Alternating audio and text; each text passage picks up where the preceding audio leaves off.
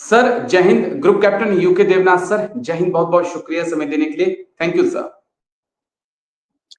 जय हिंद Rajesh. Thank you sir, आपने समय दिया। आई नो कि बहुत बिजी आप रहते हैं, लेकिन उसके बाद भी आपने समय निकाला, इसके लिए दिल से शुक्रिया। सर, एक बड़ा अहम इशू सुप्रीम कोर्ट पे पहुंचा, तो मुझे लगा कि मैं आपके साथ बातचीत करूं। एक विंग कमांडर निकिता पांडे हैं, जहां तक मैं सही हूं, वो सुप्रीम कोर्ट पहुंची कि उन्हें जो फर्दर प्रमोशन है और जो सर्विस है उसे करने से रोका जा रहा है। उन्हें कह दिया गया 14.5 साल बाद कि आप अब घर जा सकते हैं, सेवा मुक्त हो चुके हैं। उसको लेकर मैम सुप्रीम कोर्ट में पहुंचे थे, वहां पर अहम सुनवाई हुई और सुप्रीम कोर्ट ने जजेस ने कई सवाल पूछे सरकार से कि ऐसा क्यों है कि अब 14 ईयर एंड 6 मंथ तक उन्होंने सर्विस कर ली, आगे वो सर्विस नहीं कर सकती हैं। तो मैं उसी मुद्दे को आपसे समझना चाह रहा था कि ऐसा क्यों है कि सीडीएस ये कौन से कमीशन के तहत आते हैं कि आप 15 ईयर से ही कम सर्विस कर सकते हैं। उसके आगे क्या क्राइटेरिया होता है सर, जहां पर आगे वुमेन का या कुछ मेल ऑफिसर्स का भी सिलेक्शन होता है? हाँ राजेश, क्या होता है कि सेना में भर्ती अफसरों की या तो परमानेंट कमीशन के तहत होती है। तो क्या होता है कि परमानेंट कमीशन अगर आर्मी वाले जाते हैं तो इंडियन मिलिट्री एकेडमी देहरादून से पास आउट होते हैं। एयरफोर्स वाले परमानेंट कमीशन जो पाते हैं और इसी तरह से एयरफोर्स में शॉर्ट सर्विस कमीशन भी पाते हैं। तो जो ऑफिसर्स परमानेंट कमीशन पाते हैं उनका नियम है कि वह कम से कम 20 साल नौकरी करेंगे, यानी वो 20 साल के पहले नौकरी छोड़ नहीं सकते परमानेंट कमीशन वाले। और इसी की तरह से जब इनिशियल भर्ती होती है तो फॉर्म पे ही लिखा होता है शॉर्ट सर्विस कमीशन। तो जो जो बच्चे शॉर्ट सर्विस कमीशन के लिए अप्लाई करते हैं तो उनकी कमीशनिंग के बाद नियम यह है कि वो 5 साल तक सर्व कर सकते हैं।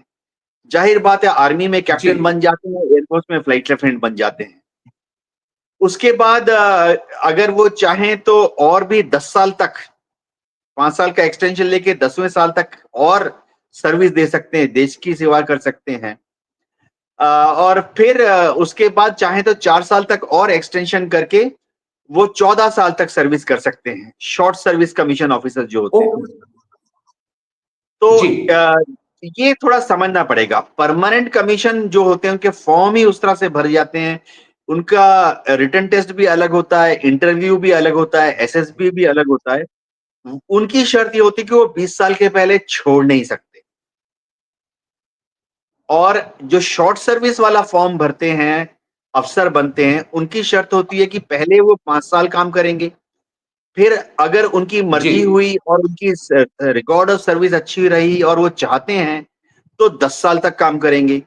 और उसके बाद फिर से अगर उनका रिकॉर्ड ऑफ सर्विस अच्छा रहा और वो चाहते हैं और वैकेंसीज है, ये मैं बोल रहा हूं, क्योंकि देखिए फौज में आमतौर पर 5 साल में कैप्टन होते हैं, 10 साल में मेजर बन जाते हैं, मतलब स्क्वाड लीडर।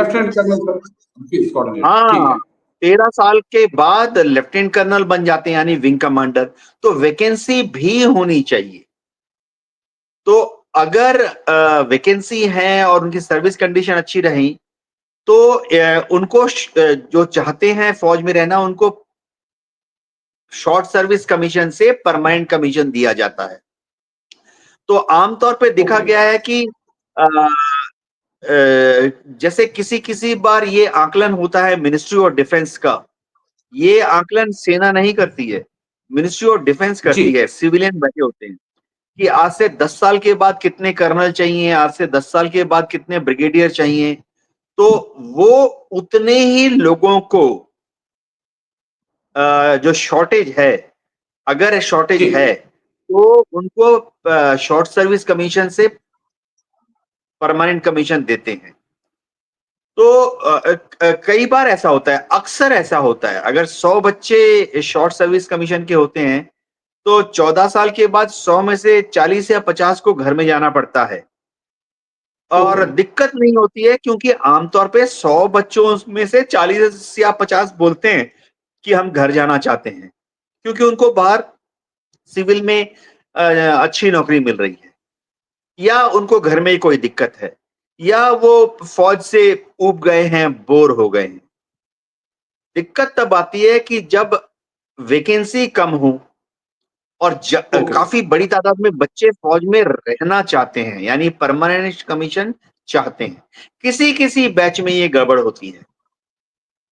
जैसे मैं मेरे साथ में बोल देता हूं, मैं तो परमानेंट कमीशन था, लेकिन मेरे साथ में जो जी। शॉर्ट सर्विस कमीशन वाले थे, जब उनकी बारी आई तो कुछ ऐसा हो गया कि ज्यादातर नहीं, फौज को छोड़ना का मन बना लिया था।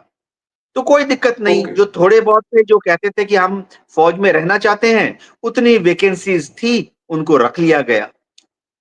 लेकिन शायद अक्सर कभी-कभी हो जाता है कि एक बैच में वैकेंसीज कम होती हैं, लेकिन जो कैंडिडेट कहते हैं हम रहना चाहते हैं, volunteer to become permanent commission, वो ज्यादा हो जाते हैं। तो ये उसी तरह का केस है। जी। जी। एक दो पॉइंट और मैं आपसे समझना चाहूंगा थोड़ा डीपली कि अगर क्योंकि हाईली क्वालिफाइड अगर 14 इयर्स सर्विस कर रहा है कोई तो वो हाईली क्वालिफाइड भी हो जाते हैं कई चीजों में, तो कोई वो चीजें मैटर नहीं करती हैं सर? हाँ, और देखो उस वक्त राजेश, जिस वक्त इंडियन एयरफोर्स में ऑफिसर्स की कमी है, एक एक पॉइंट और मैं जोड़ना चाहूंगा, इंडियन एयरफोर्स में, इंडियन आर्मी में अभी भी एयरफोर्स की कमी, ऑफिसर्स की कमी है सर। उसके बाद भी हम धक्के दे के लोगों को बाहर भेज रहे हैं कि नहीं आपकी जरूरत नहीं है। और ये तो हाल ही में संसदीय समिति की रिपोर्ट में भी सामने आया था कि एयरफोर्स हो, इंडियन आर्मी में हो, उसमें ऑफिसर्स की कमी है सर।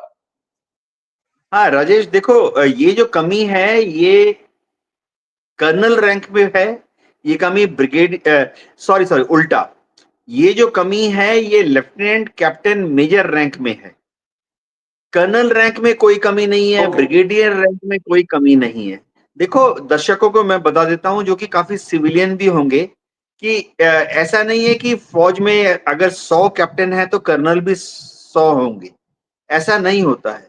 फौज में अगर 100 कैप्टन जी। है तो जब उनकी बारी आती है, कर्नल बनते हैं महज 40, तो 60 जो है वो जी। कर्नल नहीं बनते। और ऐसे ही जब ब्रिगेडियर बनने की बारी आती है, 100 कैप्टन की जब प्रमोशन लेते लेते वो सीनियरिटी तक पहुंचते हैं, तो ब्रिगेडियर बनते हैं महज 10, बाकी 90 को ओके। ब्रिगेडियर नहीं बनाया जाता। लेकिन शॉर्टेज जो है ये है लेफ्टिनेंट पद अधिकारियों की, कैप्टन पद अधिकारियों की, मेजर लेवल पर। तो इसीलिए फौज क्या करती है कि शॉर्ट सर्विस कमीशन पे लेती हैं, लेफ्टिनेंट करके उनको कैप्टन बनाते हैं 5 साल तक, फिर 10 साल तक उनको मेजर जी। बना देते हैं, 14 साल तक लेफ्टिनेंट कर्नल बना देते हैं, फिर उनको घर भेजना पड़ता है, क्योंकि कर्नल की उतनी वैकेंसी होती नहीं है। कर्नल की वैकेंसी आधी जी। से भी कम होती एक पॉइंट मुझे समझाइएगा, मैं क्योंकि एक पॉइंट आपसे समझना चाहूंगा एक व्यूअर्स के नाते, एक जर्नलिस्ट के नाते, कि आपने किसी का जो एक एज थी, जो काम करने की एज थी, उसे आपने ले लिया और उसके बाद आप उसे वापस भेज रहे हैं, जब उसके पास ऑप्शन बहुत क्लोज हो गए हैं, ये कितना जायज है सर? हाँ राजेश, बहुत ही दिल को छू लेने वाला सवाल है। होता ये है कि शॉर्ट सर्विस कमीशन ऑफिसर्स को जब वो ज्वाइन करते हैं, उनके फॉर्म में भी लिखा जी। होता है, और जिस दिन उनको पहली तनख्वाह मिलती है साथ में साइन करा लेते हैं कि आपकी सेवा सिर्फ पांच ओके। साल के लिए। तो ट्रेनिंग के जी। जी। दौरान इनकी जो ट्रेनिंग होती है वो आईएमए में नहीं होती है। इनकी ट्रेनिंग होती है ओके। ओटीएस चेन्नई या ओटीएस गया में, ऑफिसर्स ट्रेनिंग स्कूल। ट्रेनिंग के दौरान ही इनसे जी। लिखवा लिया जाता है, इनको पता होता है, इनको बता दिया जाता है कि आपकी सर्विस महज 5 साल के लिए है। तो 5 साल के बाद वो